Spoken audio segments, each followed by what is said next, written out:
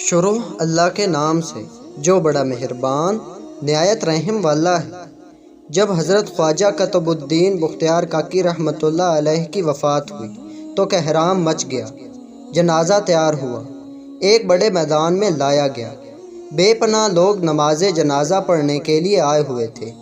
انسانوں کا ایک سمندر تھا جو حد نگاہ تک نظر آتا تھا۔ جب نماز جنازہ پڑھنے کا وقت آیا، ایک آدمی آگے بڑھا اور کہنے لگا کہ میں خواجہ قطب الدین بختیار کاکی رحمۃ اللہ علیہ کا وکیل ہوں۔ حضرت نے ایک وصیت کی تھی، میں اس مجمع تک وہ وصیت پہنچانا چاہتا ہوں۔ مجمع پر سناٹا چھا گیا۔ وکیل نے پکار کر کہا، حضرت خواجہ قطب الدین بختیار کاکی رحمۃ اللہ علیہ نے یہ وصیت کی کہ میرا جنازہ وہ شخص پڑھائے جس کے اندر 4 خوبیاں ہوں۔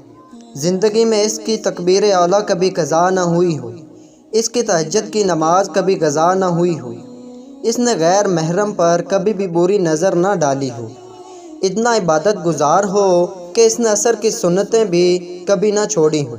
جس شخص میں یہ 4 خوبیاں ہو وہ میرا جنازہ پڑھائے۔ جب یہ بات سنائی گئی تو مجمع پر ایسا سناٹا چھایا کہ جیسے مجمع کو سانپ سونگھ گیا ہو۔ کافی دیر گزر گئی، کوئی نہ آگے بڑھا۔ آخر کار ایک شخص روتے ہوئے حضرت خواجہ قطب الدین بختیار کاکی رحمۃ اللہ علیہ کے جنازے کے قریب آئے۔ جنازے سے چادر اٹھائی اور کہا، حضرت آپ خود تو فوت ہو گئے مگر میرا راز فاش کر دیا۔ اس کے بعد بڑے مجمع کے سامنے قسم اٹھائی کہ میرے اندر یہ 4 خوبیاں موجود ہیں۔ یہ شخص وقت کا بادشاہ شمس الدین تھے۔